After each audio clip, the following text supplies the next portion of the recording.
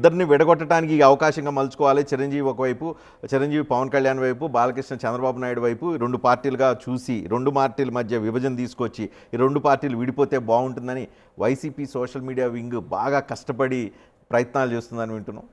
Sir, YSR Congress పార్టీలో జెండా మోసే చిన్న కార్యకర్త దగ్గర నుంచి మాజీ మంత్రులు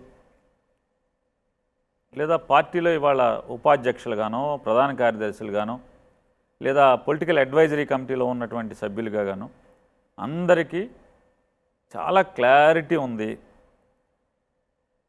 భూమి తలకిందులైన జగన్మోహన్ రెడ్డి గారు రాజకీయాల్లో ఉన్నంత కాలం తెలుగుదేశం పార్టీ, జనసేన అనేది విడవు, ఆ ఇద్దరు విడరు అనేది ఫుల్ క్లారిటీతో ఉన్నటువంటి వ్యక్తులు మేము. కాబట్టి వాళ్ళు ఏదో అయిపోవాలి, వాళ్ళు విడిపోవాలి, మేము ఎందుకు అనుకుంటాం?